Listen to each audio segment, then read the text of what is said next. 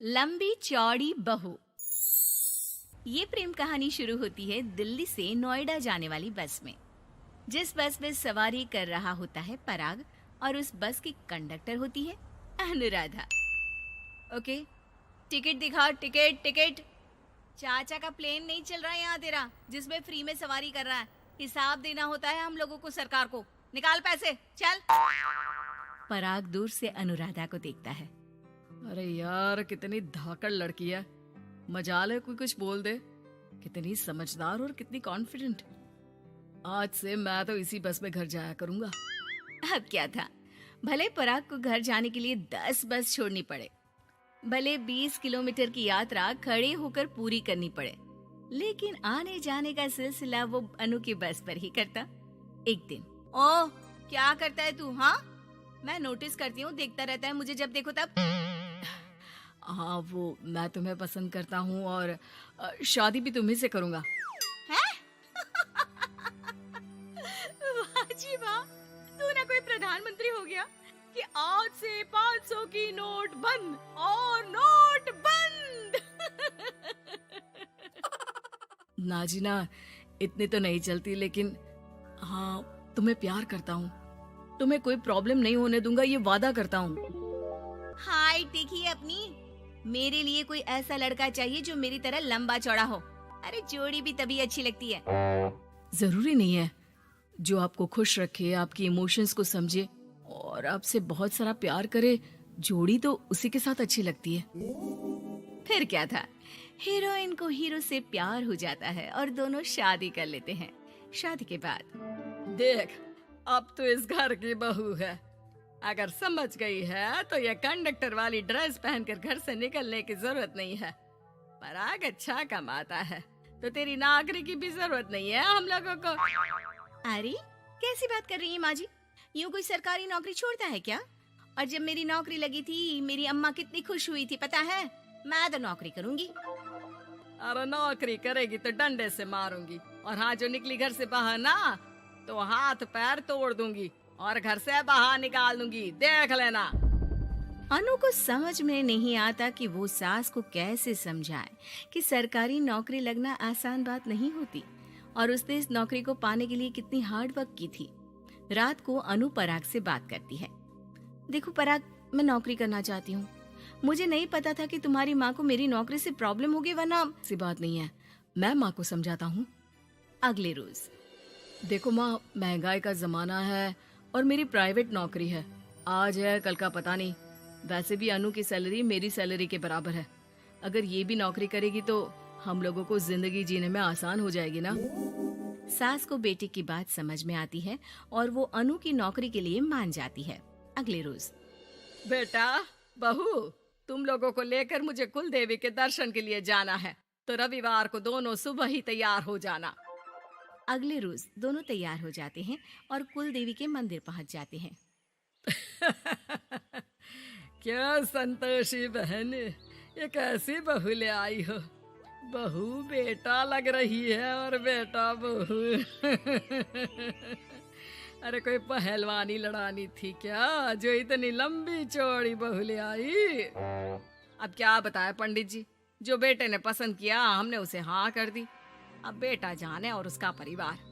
और ये तो बस कंडक्टर की नौकरी करती है, इंटरस्टेट। और सच्ची, वाह वाह वाह, यह तो बड़ी बात है संतोषी। तुम तो किस्मत वाली निकली जो सरकारी नौकरी की बहू ले आई। यह तो वही बात हो गई कि घी के लड्डू का कोई शेप थोड़ी ना देखता है तो घी का लड्डू ही। सास को बहू की तारीफ सुनकर बिल्कुल अच्छा नहीं लगता। वो जल्दी से पूजा पाठ करवा कर उन लोगों को घर ले आती है। एक रोज, संतोषी बहन, तुम लोगों का घर बड़ा अजीब सा लगता है। भाई साहब बहन जी, और बहन जी भाई साहब जैसी। अरे बस किया कर, सरकारी नौकरी देखी तो हाँ बोल दिया, और इतना भी क्या, पैसे की चिंता। चलती हूँ, खाना बनाना है। क्यों, बहू नहीं बनाती क्या खाना? अरे नहीं, वो तो नौकरी करने जाती है ना, तो उसके आने से पहले खाना बना देना पड़ता है, वरना पता है ना आजकल की लड़कियों की ज़बान कितनी लंबी होती है।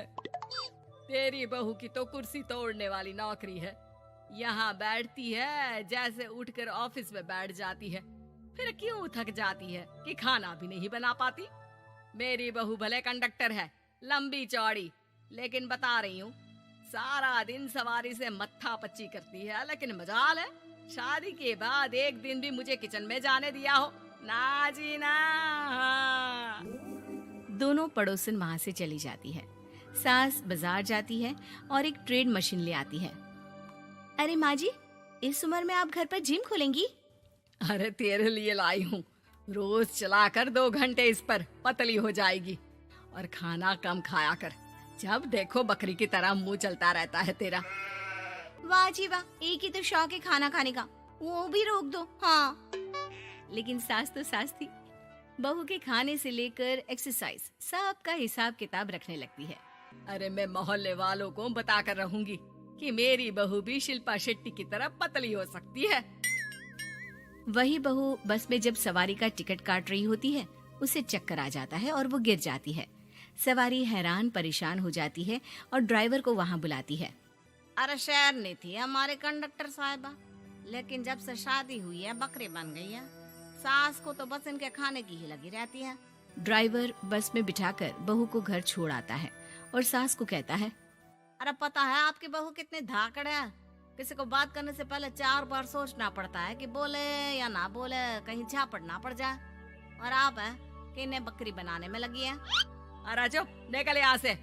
मेरी बहू है, मैं इसे बकरी बनाऊं या फिर गीदड़, तुम्हें क्या पता लोग कैसा मजाक उड़ाते हैं कि बहू इनकी बस की कंडक्टर है। बोलो मुझे कैसा लगता होगा? अरे काम तो काम होता है माँ जी, वो छोटा या बड़ा नहीं होता। खैर जैसी आपकी मर्जी, चलता हूँ मैं, नमस्ते। ड्राइवर वहाँ से चला जाता है। बहू ठीक हो जाती है। एक बार आधी रात को कोई संतोषी का दरवाजा खटखटाता है। अरे इतनी रात में कौन आ गया?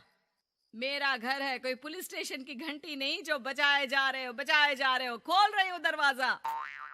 जैसे ही दरवाजा खुलता है, सामने वही पड़ोसन खड़ी होती है जो अनु की कुछ दिन पहले बुराई कर रही थी। मेरी बहू के पेट में दर्द हो रहा है, उसे जल्दी अस्पताल पहुंचाना जरूरी है। हाँ तो पहुंचाओ, और जल्दी लड्डू के साथ खुशखबरी भी सुना देना। हाँ, काहे हमारा दरवाजा पीट रही हो? अरे सुनो तो, अपनी बहू से कहो ना कि सरकारी बस को थोड़ी देर के लिए दरवाजे बुला ले। क्या है ना, कोई साधन नहीं है अस्पताल ले जाने के लिए। सास अनु को कहती है और अनु बस को बुलाकर पड़ोस वालों की मदद करती है, जिसके बाद पूरे मोहल्ले में अनु की तारीफ होने लगती है। सच में लंबी चौड़ी बहू के साथ साथ लंबा चौड़ा दिल भी है बहू का।